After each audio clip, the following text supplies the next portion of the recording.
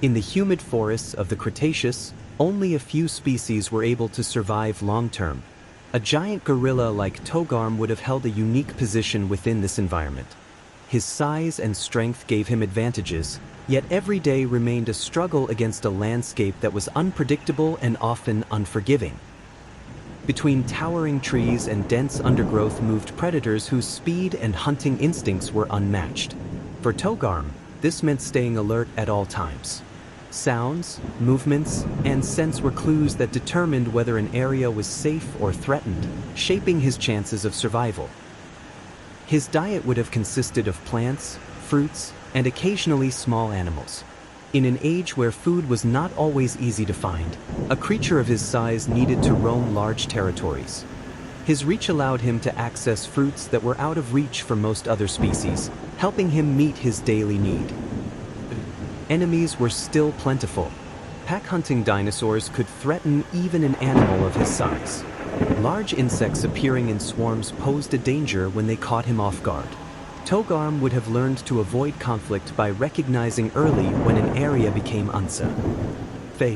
His role as master of the jungle came not from dominance alone, but from adaptation. A creature like him would have understood when to fight and when retreat was the wiser choice. This ability made him one of the few beings capable of surviving long-term in such an environment.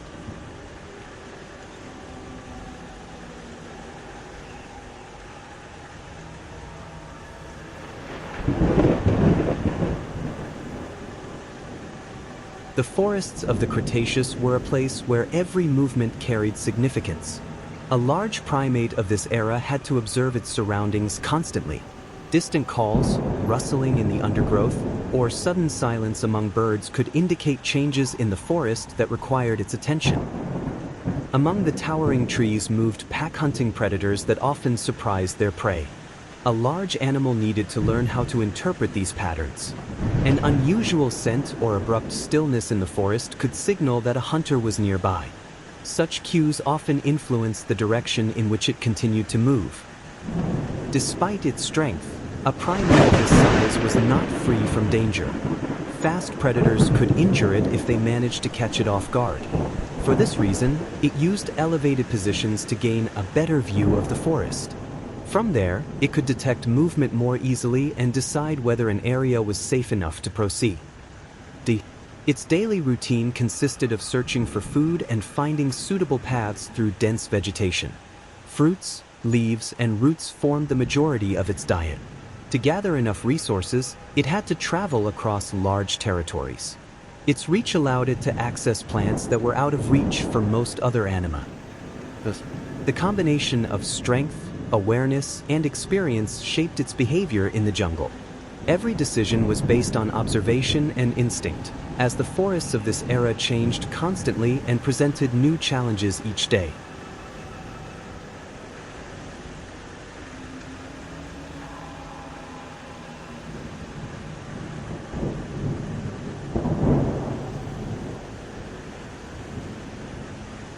The forests of the Cretaceous were dense, loud, and filled with life.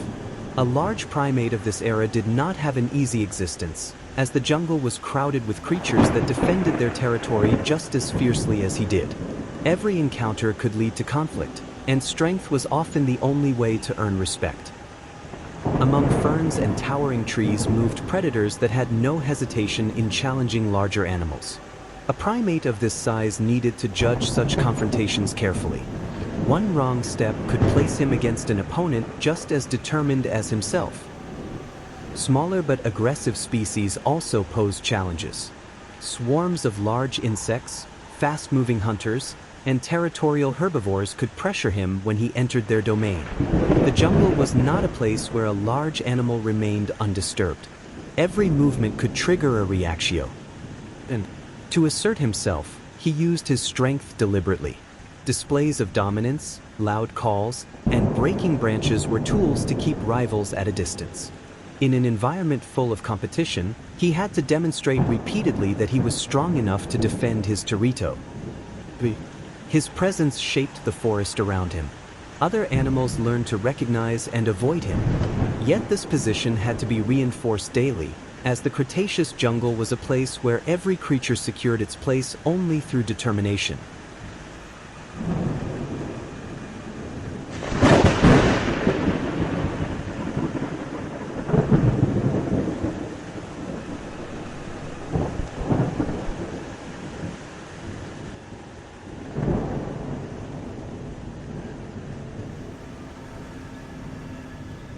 The forests of the Cretaceous offered challenges not only on land. The waters were also filled with life that could become dangerous for large animals. A primate of this size had to be cautious whenever approaching water, as conditions there could shift against him quickly. In shallow shoreline areas lived creatures that hid beneath the surface. Even slight movements in the water could draw their attention. For a large animal, this meant placing each step carefully to avoid being caught off guard. Octopuses of this era were particularly dangerous. With powerful tentacles and rapid reactions, they could surge upward when an animal came too close to their hiding places. A primate standing in the water was a target they did not ignore. Other underwater creatures posed threats as well. Fast hunters concealed among rocks and plants could appear suddenly and attack. The murky visibility made it difficult to detect such dangers in TI. To stay safe, he rarely remained in the water for long.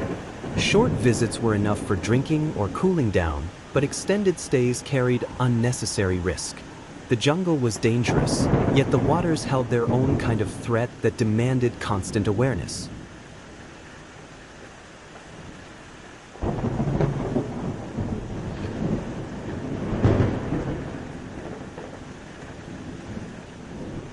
In summary, a large primate of the Cretaceous faced constant threats despite its strength.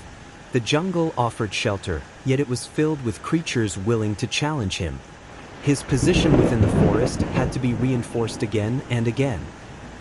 Among the most dangerous opponents were the large predatory dinosaurs. A T-Rex or similar hunters could confront even a powerful animal if it came too close. Their size and determination made encounters moments where every decision mattered. The water held dangers as well. Octopuses and other underwater creatures could attack when he stood in shallow areas. Murky visibility and rapid movements made every visit to the water a risk he had to consider careful. Why? Beyond the major predators, numerous other dinosaurs defended their territories. Herbivores with strong tails, fast-moving hunters, or territorial species could pressure him when he entered their domain. The forest was a place where every creature protected its spot. See, this daily reality showed that even a dominant animal needed constant awareness. The Cretaceous jungle was full of rivals, and every encounter could become a moment that tested his strength once more.